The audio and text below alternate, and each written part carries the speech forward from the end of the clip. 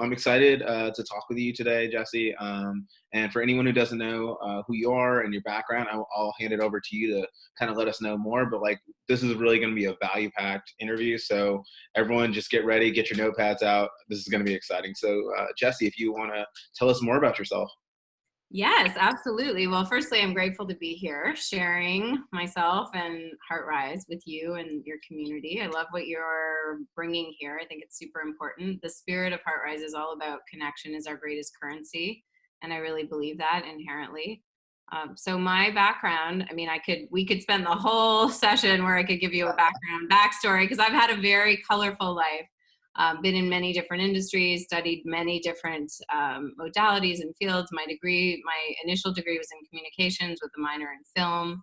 So I really loved the aspect of communication, and I also loved storytelling and connection and was very curious. So through film, I also love to explore different cultures and environments, and just the idea of our human story and how interconnected we are. So I've always been curious. I am Canadian. I'm from Montreal. Jessie May is my name. Wolfe is my last name. So some people think I'm like Jessie May, saying my first and last, but it's Jessie May. And I came out to LA. I've been out here for about 10 years now, but traveled the world, lived abroad, lived in London, lived in Australia, and traveled all over different parts of Europe. I've traveled around India. I've traveled around parts of Africa, Central America, all over North America, and really experienced and seen a lot different parts of China, Southeast Asia.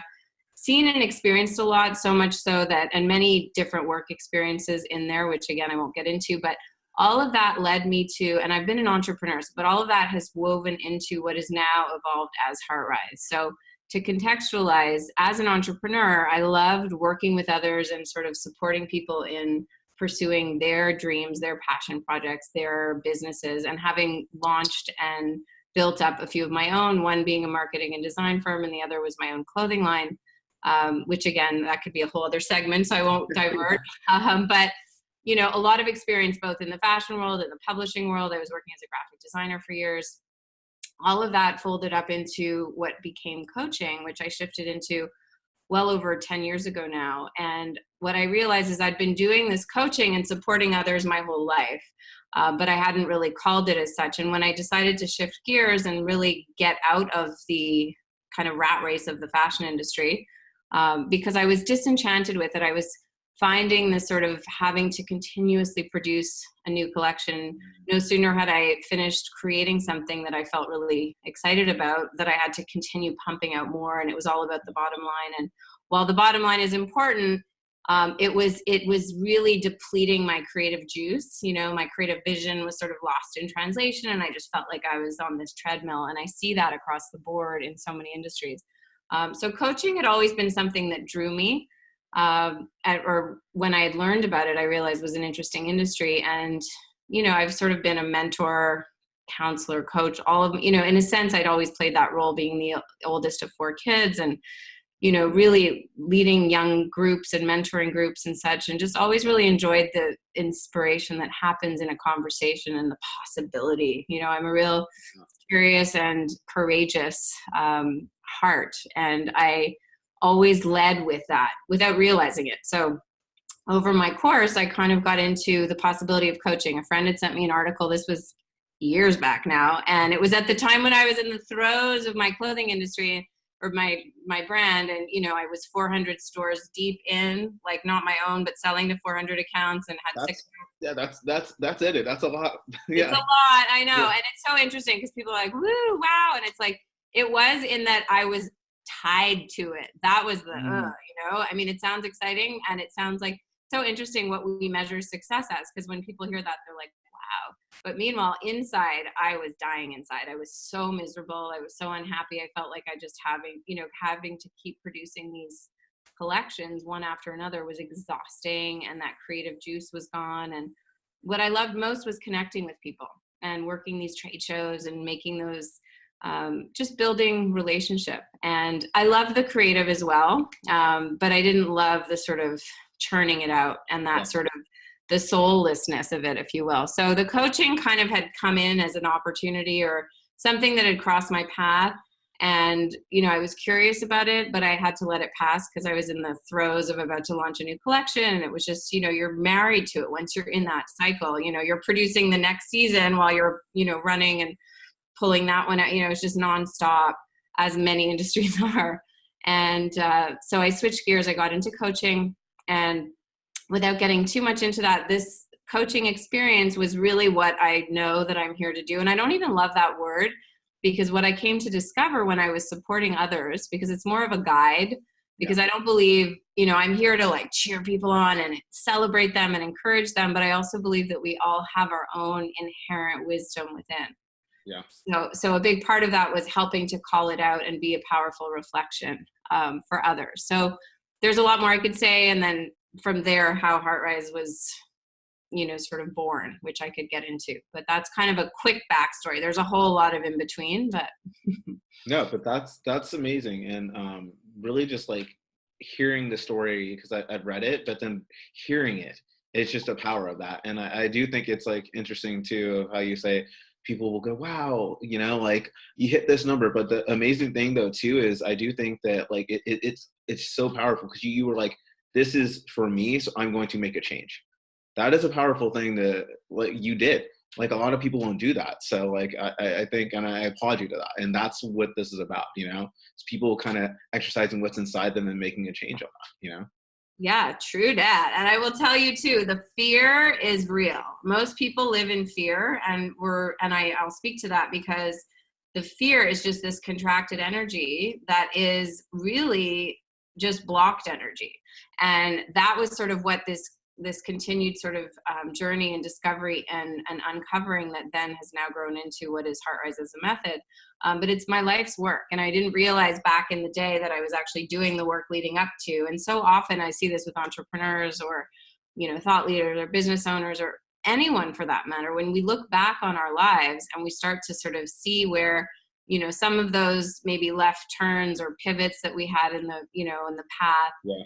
Don't seem like they made sense at the time, but hindsight is 2020. When you look back, you realize how interconnected this was with that. And when we allow the unfolding, and that's a big part of where, the fear is interconnected with that, because fear holds us back from being open to the possibility of what we can show up and create, because we're very much busy uptown, if you will, so this crazy train is very very chaotic and nonstop for most people. So, when I got into the coaching, I really realized that no matter how great the vision, the idea, the business plan, all of that was, it wasn't sustainable or really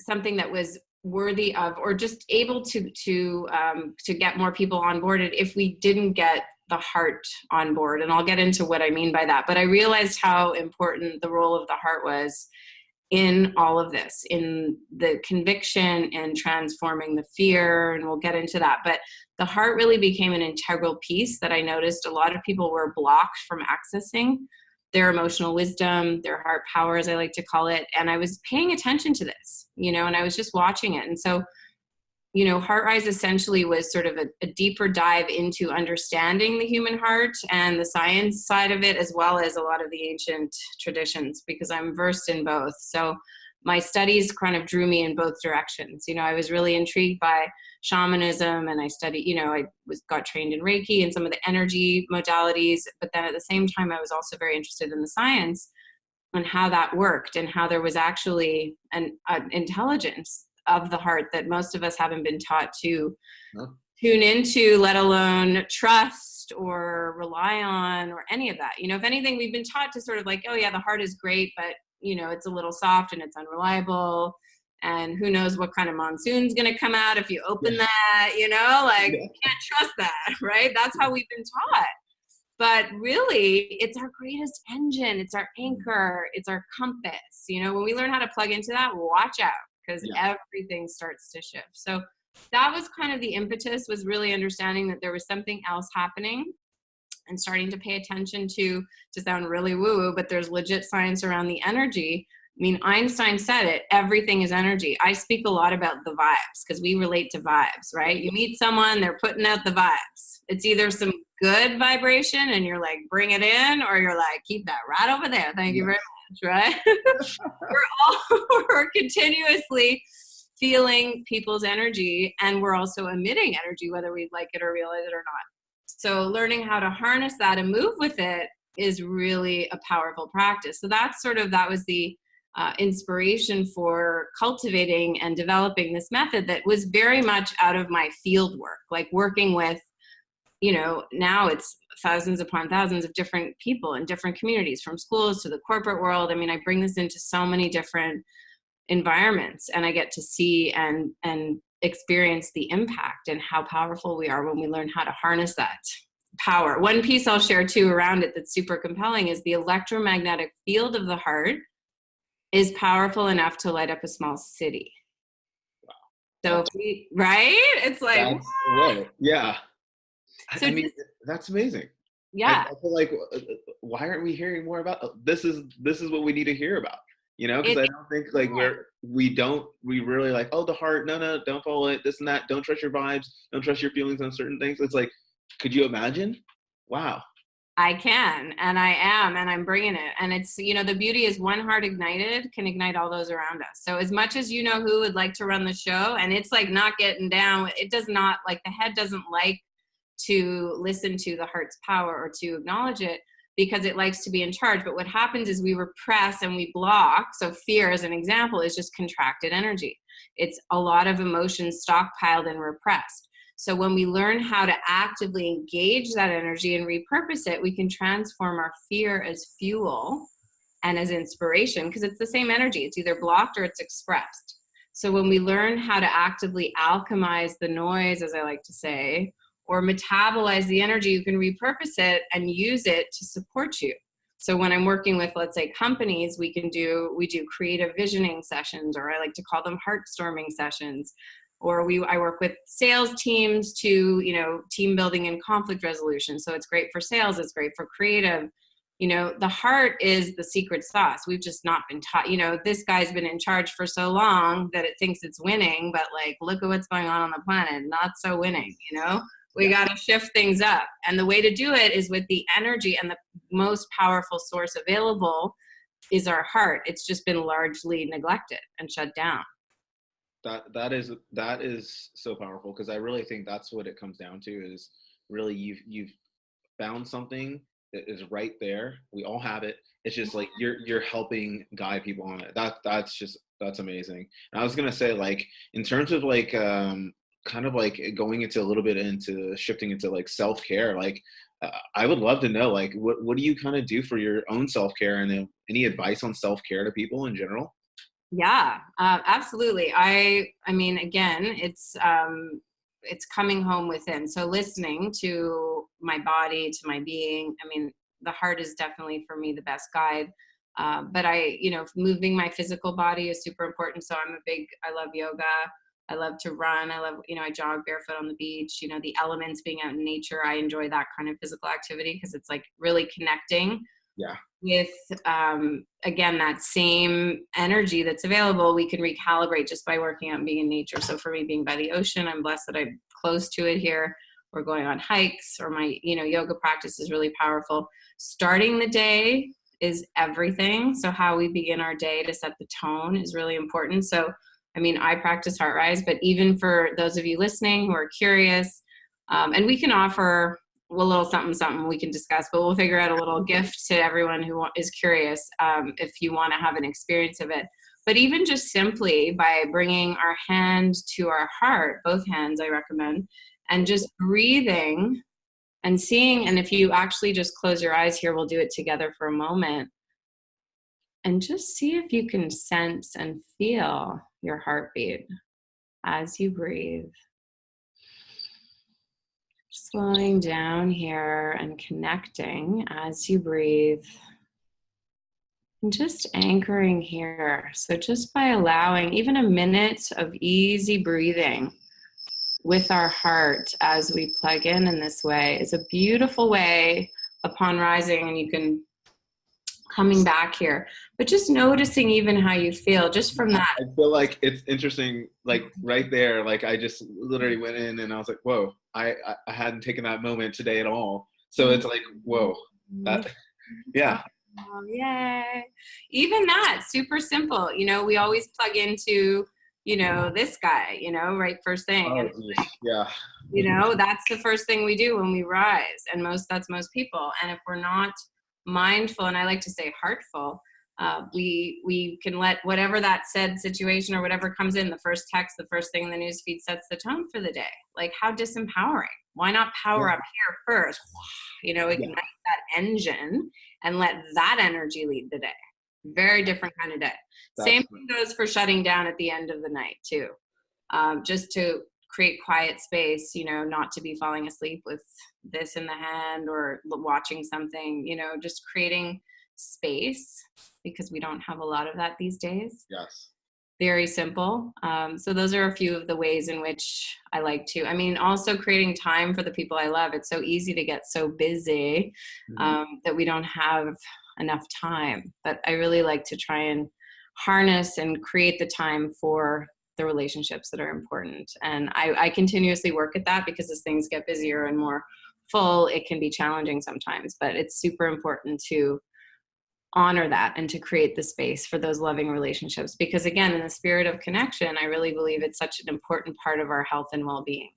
There's so much more I could say, but those are just a few pieces. No, but I just want to highlight, because those are like just value bombs and tips. Like, that is amazing. Like, if you really think about it, taking that moment for yourself and really checking in with your heart and feeling that, like me doing that right there was a good check-in for my day. Like, that's a simple thing. Like, take that, everyone. That's powerful. And also too, like you're saying, being active, getting out there, seeing friends, making time. Like, I really think those are just powerful things. And also too, controlling how you begin it in your day. That is the thing. The phone, like, let's think about that for a second. Like, that is how many people start their day and end their day, is literally notifications, things coming in, barraging them, not even checking in with themselves. So I think those are just huge tips. And I think that's, everyone rewind, play that again, because that is powerful. That is great. Yay. No, I just want to make sure we highlighted that. And then in terms of also too, like, taking those moments and taking that time. So you say you'll take time. So like, is there any tips or strategies so people can kind of find that time? Because a lot of times, you know, people are like, I don't have time, I can't find the time. Any tips there? Well, I do really well when I actually put me time on the calendar. Like, it sounds crazy, but if I don't do that, it doesn't happen. Other than my morning time, because I don't allocate, like, I don't actually free up my calendar. Quite literally, I won't take a meeting or an appointment. I mean, I do sometimes, so I make exceptions, but I really try and keep the day to myself until 10. Sometimes that means I work until really late, because I'm up early. I'm up at 6:37.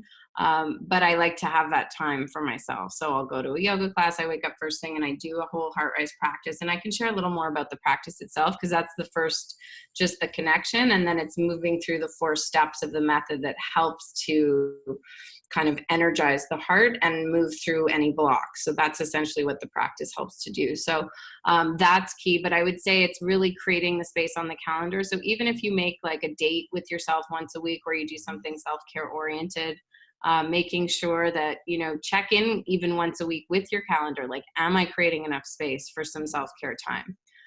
Getting an accountability person is great too. So somebody that you work out with, or somebody that you go to classes with, or, you know, that you even just check in on your well-being with, additionally supports. And again, really, and I'm, you know, obviously I'm passionate about it because it's my life's work, but Heart Rise really helps, because when you start to listen to your heart compass, it's like, I need more rest. I need some downtime. Like, you can, like, I literally feel when I've had too much time around people, even giving, because I'm a big giver. Yeah. And my heart lets me know, okay, you need some quiet time tonight. I just can feel that energetically. So it starts to give you clues and indicators that are really powerful that you don't get from, you know who, that's like, more now, there, look at what they're doing, the faster, go, right? Mm-hmm. No, but that's great. And I think that's a great segue point, because I want to know more about Heart Rise. Like, take us through the steps. Take us through as much information as possible. I'm excited for people to hear more. Yeah, absolutely. So basically, in in a quick nutshell, it's taking us through a 4-step method, and I'll share what the 4 steps are, but it's getting us out of the busy kind of nonstop and identifying when the busy is running the show. So for example, when there's certain triggers that come in, when I'm working with teams, I'll say maybe it's that certain person, when you get their email, it just sets you off, or, it's the triggers, which we can identify. We don't have enough time to do that, but just paying attention. So what we're doing essentially is getting people out of the busy head and into the heart power, as I like to call it. So it's out of the head trip and into the heart power. And what I want to also really emphasize here is that it's not that we don't utilize the brilliance of our mind, because we do, but if you think of it as you've got this amazing library or like arsenal of great information available, but it's more that the head is bowing to the heart's power and wisdom. So you're letting the heart lead, and then you're drawing from all this good information, but you're not letting the faulty programming run the show. So it's a real shift. So it's anchoring in the heart. So the first step, and we just very simply connected with our breath. So it's always about the breath, and it's connecting to the heart. And with all meditation, because it is a meditation method, although it's an active meditation, which is why a lot of people find it easier than most, because it's not just about quieting the mind, which can be very challenging, and which is why a lot of people are even put off or don't think meditation is for them. If you're one of those, it's okay. I work with all kinds. Like, the more meditation challenged you are, the better. I'm like, bring it in. Yeah.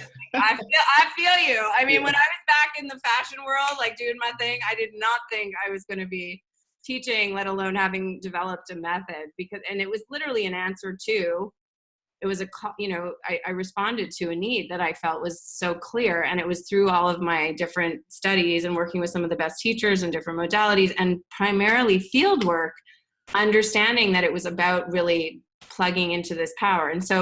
And that will help to inform the 4 steps as I'll share them. So the first step with all meditation is to witness the thinking, right? So to identify that I am not my thoughts, which is controversial for who. The busy mind is like, wait a minute, of course I'm my thoughts. But taking that aerial view and being able to witness, I am not my thoughts. So, or don't believe everything you think, otherwise put, which is also very controversial and disorienting for the busy ego mind that thinks it's in charge, right? But witnessing. And so the difference here with this is that what we're doing is we're cultivating an energetic awareness. So it's with heart vision, I see is the first step. So it's bringing home the attention and the awareness to the heart center, rather than just trying to sort of quiet the mind, which from my experience was virtually impossible with all the chatter going on, especially now. I mean, it's just faster and more furious every day with all of the technology, and it's just this like, right? Yeah. So with heart vision, I see it's bringing our anchor home to our heart. It's bringing our attention home. So with heart vision, I see we're starting to cultivate energetic awareness. So what we're actually doing is starting to pick up on the energy, the vibes, rather than what the busy mind is telling us, right? Because that's just based on all kinds of old school programming, opinions, judgments, things we picked up from our environment or from the new, from all the things that aren't ours, but that we're buying, We're buying the hype. We're buying this hype, which is often stuff we've picked up. It's not our truth. Yeah. So with heart vision, I see is the first step. It brings us home to the heart. It recognizes this power instead, so that we're leading from there. The second step is with heart focus, I feel. So again, we're working with the breath and we're feeling what's underneath, because usually when a situation happens and we are quick to snap to a judgment, a blame, a story, some opinion about it, which is what we always do, in fear usually, because we don't want to feel what's there. So we don't want to feel anxious, we don't want to feel stressed, we don't want to feel unworthy, less than, all the stories, all those feelings that are natural, that when we suppress, we create that contraction, which is just that pent up stress and tension, which is fear. Just unmetabolized, blocked, toxic funk that just wants to be free, which is the third step. So when you feel is the second step, the third step is with heart knowing, I free. So that's the alchemy. That's literally you're repurposing the energy. And then the fourth step is with heart wisdom, I flow. So you're coming back to a flow state where you're free and you're available to the situation, the person, the big decision you have to make. You're easier to be around. We want to be the people that are showing up and lighting up the space versus the other way around, because more often than not, we come and we're loaded up with all our stuff, and we think by putting a smile on it and I'm okay, I'm great, but the energy doesn't lie. The vibes don't lie, Yeah. We're always picking up those cues. So when we're aligned and centered and anchored home in our heart, it's so much juicier to be around that kind of energy. People like that. They want to be around that. It's collaborative, it's open, it's available. And in that flow, athletes call it being in the zone. We have a sense of being in flow, and we've all been there, but you can actually cultivate it. Like, how cool is that? You can show up as your best self, you make the right decisions. And then I call it a heart rise reframe. So as an example, you could take something that would be a big judgment that would come from suppressing a fear that we don't want to feel, or an anxiety. So you take it through the whole system, the cycle, the method, and from judgment, we find compassion. So that's an example of how when you move it through the heart, and it's really practical. That's why, I'm bringing it into, like I said, schools and companies and places and spaces where it's like, you can put it into action. So that's a quick, I gave it to you quickly, but that's a little brief. Yeah. No, but that's great, because I definitely think that, like what you're mentioning too, the flow state and people even getting through those steps. So many people feel like, oh, I can't get through the steps. I don't know how to do this. Like, you've really laid it out so then that way someone can get there. And I think so many people somehow end up there maybe, and they're like, oh my God, I can never get back there. Yeah, how did I get here? It's like they like run back and retrace their day in steps. It's like a Groundhog Day, but they're like, I can't get the same flow. But you have just laid it out, and that is amazing. Like, to know that like there's a way to cultivate and make that happen. Take note, everyone. That is a powerful thing to like really take care of yourself, but then also too to really kind of help you on a day-to-day basis. Like, I think that's huge. That's huge. And I and this is like really something that I feel like anyone can apply. They just listen in right here, listen to Jessie May. These are the steps that really help you on a day-to-day basis for yourself. And then also to share with someone to help others. Because so many people you'll see that are like, you're saying like, oh, I'm okay. When you can feel that energy, and when you hear a crack, I'm okay. Like it's usually there's a telltale sign there. So this is something that can really help them. So that's really cool though. And I was going to say, like, I know we're shorter on time, but like, you want to dive any more into any of that or any deeper at all? Well, I will say that it's, when we take care of our heart, everything else flows. So the exciting thing is, whether I'm working with, I was actually just got a beautiful call from KIND, Kids in Need of Defense.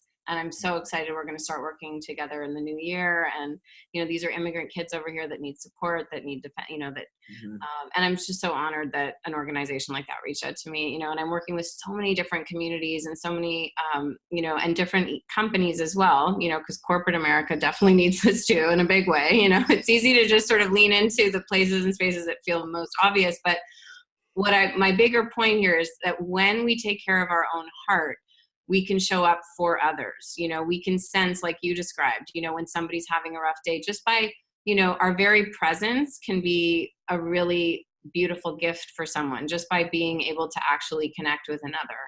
It's amazing what's possible and what comes from that. We used to lead, I don't really do weekly sessions anymore just because of a bandwidth time thing, but I used to do Thursday nights in Venice Beach, and we would have people that would come out before their like Bumble, Tinder, Raya dates. I kid you not, because they would want to, I call it being high on heart. Once you're lit up and you're ignited, like you're feeling, you're tuned in, you're present, you feel the energy. So there's no liquid courage. It's like legit, And so the beauty is we'd get people coming back each week and like giving the reports on the dates. Sometimes they bring the dates, sometimes it was a horror story, but like the beauty was there was an authenticity and a truth that comes from living in that heartful way. And it really, I love to say too, our radiance is contagious. Once ignited, we can really have that impact on those around us. So, when we start with ourselves, whatever it is that you're walking through, whether you're launching a new project, whether you're in a company where you have somebody challenging, whether you're in a relationship that may be challenging, if you do the work and you connect back to your own truth rather than putting a smile on it or making things work or compartmentalizing or all those things that the head trip would have us do. When we get real and back to the heartbeat, that rhythm that is so native to each of us that we get to connect in when we're on that frequency, it's a beautiful way to live. And things really, the ideas that we hear a lot about, especially here, I know in LA, but, law of attraction and manifestation and all these things, oftentimes the sort of misconception is that we're like, I have it on my vision board and I'm manifesting what's happening. Why am I not calling it in? And I see this all the time. And it's like, the vibes don't lie. If you are like tense and pent up and you're holding all this like emotional matter that's not been alchemized, I call it emotional constipation. If you're jammed up and you haven't moved through all that you're holding, none of that law of attraction is going to work for you. Or let me know how that's going for, Yeah. But my experience is, we really need to harness our own natural power, come back to that, recalibrate within ourselves, and then we can make the right decisions in our life. Then we start to attract the right people. It's like a higher vibration, and it's amazing what we can start to call in. That's great. And I want to make sure, are there any kind of like final takeaways, tips? I feel like this whole kind of discussion has been dropping so much, so it's so great. So everyone's going to have a lot of notes and tips, but are there any kind of final takeaways? And then I want to transition in making sure that people know where to reach you, website details, and just kind of shout out a little bit too on that. But like, tell us. I think one thing I would suggest, and it comes back to the connection piece, and it's just, I guess reiterating, but also with a specific directive around it, is just being cautious or just careful about who we surround ourselves with. Because, there's this quote or expression around we are, the product, or we pick up, the energy of the 5 people that surround us. I think of it more in terms of energy. The quote itself is something like we are the product of the 5 people we spend the most time with. And it's really that the product is the energetic product. So if we're hanging out with people that are, naysayers or telling you can't, or they're dubious of your dreams, and that sort of energy can really have an effect on us, because we are energetic beings. And if we're not emotionally resilient, it's very easy to pick up the toxic stuff around us, including in who we're scrolling and what we're looking at and all of that. It's all energy. So just to be really aware of what kind of energy you're surrounding yourself with, just pay attention, just check in with yourself.